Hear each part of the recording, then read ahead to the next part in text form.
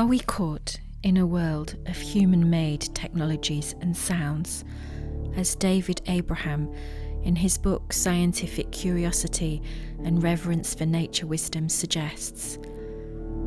That we have indeed forgotten our humanity and grown out of connection to the natural world. We rob our senses and our minds. We are only human, he suggests, in connection with non-human.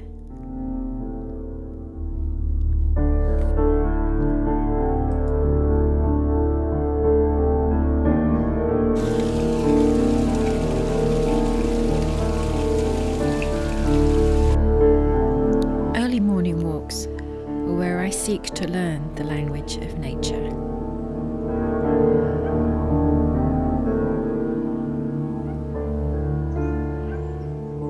Carrying on?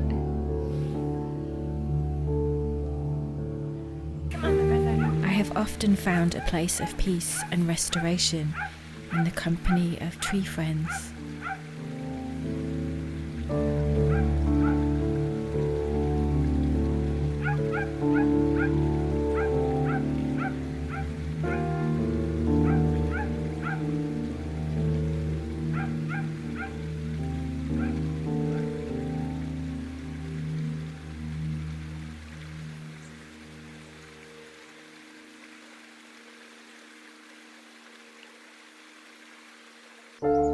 Nature is not just a backdrop for human history, Abraham suggests, but a field of intelligence in which our actions participate.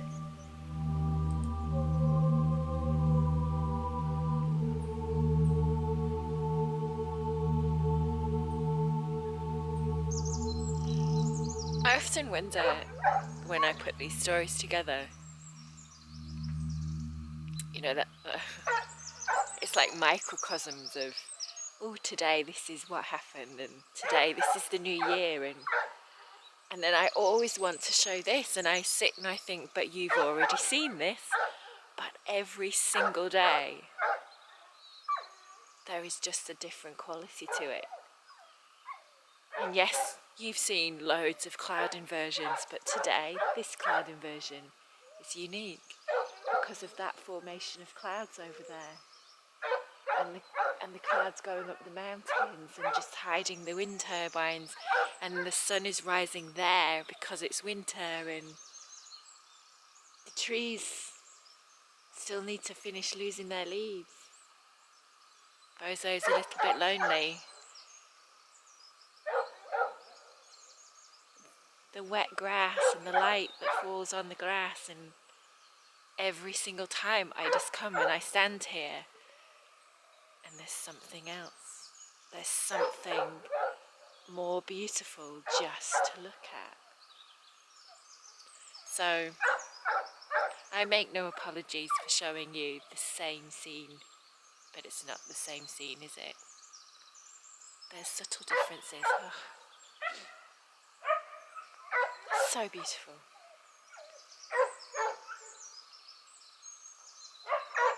Hopefully I'm going to go show you some things that I discovered in the garden and share with you my ponderings over what to do. What are we doing? Huh? Hello? Oh, hello, sweet one. Good morning. Go on. Spending time in the garden on the farm is teaching me how I can participate. This is hilarious. I've just sat down to talk to you and got myself ready, because literally as I was putting this and this on, we were surrounded by clouds. So we've had a beautiful start to the morning. I don't know whether this story will include that, but the morning was beautiful, and beautiful cloud inversion. And as the afternoon has worn on, it's the weather, the air temperature's heated up, so the clouds have started to lift. So suddenly we've been in the clouds for the last hour or so, and it's really come in. So it means sun's going again, it means that it's become rather damp. And I thought, oh, okay, I'll go and I'll do some more in the garden and talk to you lot. And thought, right, okay, I don't want to get damp because the air felt damp. I don't know who that is. Ooh, it's definitely not the robin. I don't want to get damp, and I thought I don't want my hair to get damp because I washed it last night, you know, like vain creature that I am. And literally I've come out here, I've set up the camera and the sun's come out and it's gone in again now. And it's like, oh, it's not cold at all. So I don't really need this. I'm not sure that I need this jacket, but we'll see. Certainly I'm going to just do a bit of digging over. So I thought I would tell you very quickly what I've done. So I'm really keen to see what happens to this area of the garden and sort of allow it to become a wildflower area, but also encourage some like medicinal plants in here. So yesterday was New Year's Day. Oh wow.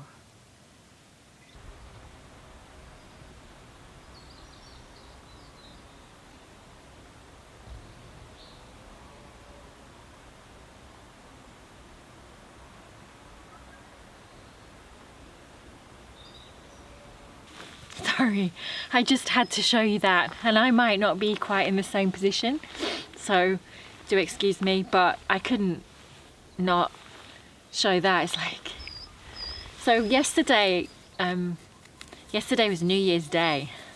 Can you believe it?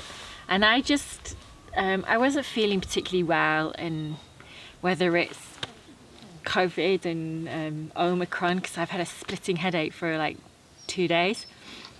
I haven't got a sore throat or a cold or a temperature or anything, just a splitting headache. But I came out and there are so many plants in here that I don't know the name of, and one of the things that we want to try and do is make this a slightly more formal garden, and then you come down into a wild growing area to have herbs growing under the trees when there's shade, and allow some of the plants that are already here just to kind of thrive a little bit. So I got out my identifier on my phone and just had a really nice afternoon working out what kind of plants that are here and that I want to try and encourage, and sort of remove some that are taking over and allow space to introduce other ones, or allow space for other things to emerge. And one of the things that I have found is that there's some I hope I've identified it correctly, because you're never quite sure with the app. There's one in particular which is this thing, and it's come up with 3 different options, so I'm not sure. So I'm going to let that one grow and see what it turns into. But there's right under here is some field marigolds. So it's like, oh, there's field marigolds. I found chamomile appearing. There's a little bit of chamomile just coming there. And it's clearing the ground to allow the chamomile to breathe and to move and not be over. So there's loads of chickweed, not let the chickweed take over it. And then there's something called, one of the plants that I identified was beggery. I'll explain the Latin names because I'm not really sure. So that's up there, and then there's wild radish that's growing round the stone, and there's a gorgeous there's some little purple ones that are, I can't remember what they are, but I need to keep those because some of them are really useful for medicine, so I'm starting to learn that. So this is my little notebook that I have with some of my plans and ideas and plants that I want to put in. Oh, you may be wondering why I am doing a Michael Jackson.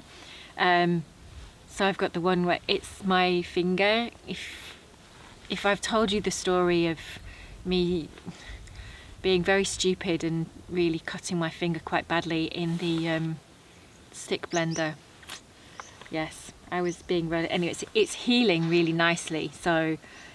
but I just don't... I want to be careful, so I'm using these latex gloves, and then I put gardening gloves over the top, just to be certain.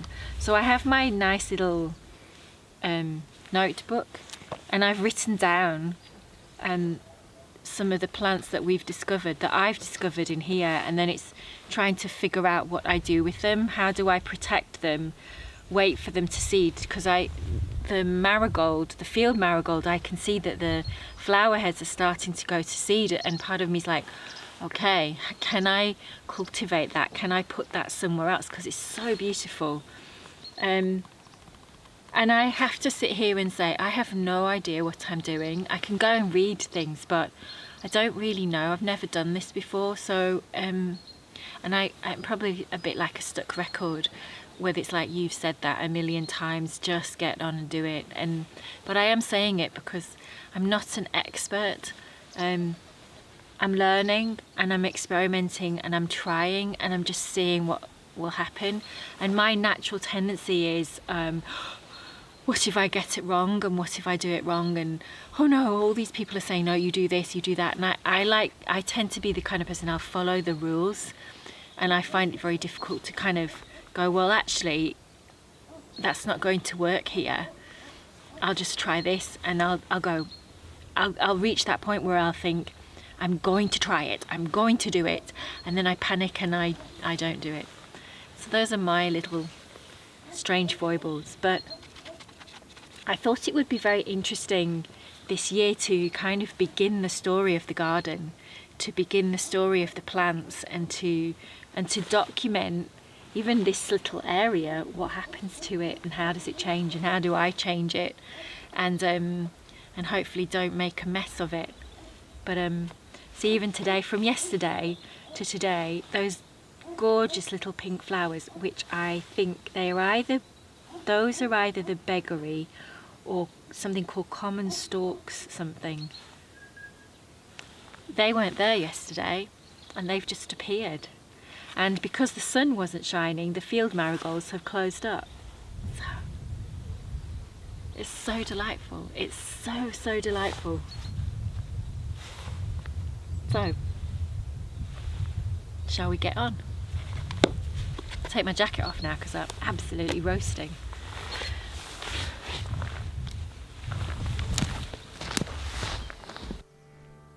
This journey for me is fraught with the human temptation to dominate, and I feel a tension between that and the need rather to nurture. Perhaps we can wrestle this question together.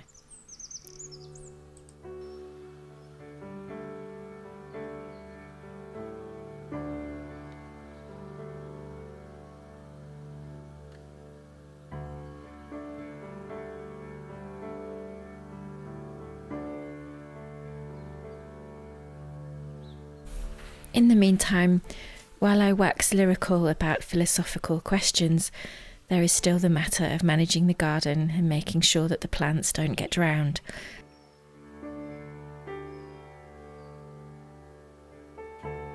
What I've just realised is that the cover that I've put on the lettuce, you probably see me, in the dew is so heavy that the kind of metal wire frame that I created has just squashed and it's sitting on top of the lettuce, which is not great. So I'm gonna have to rethink that.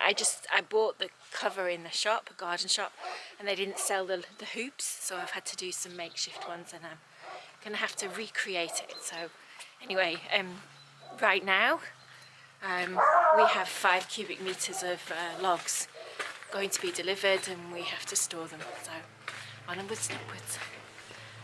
Thank you for watching.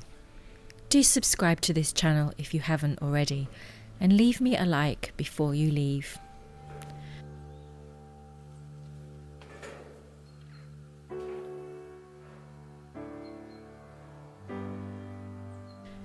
Next time, I'll tell you the story of our plans for the farmyard.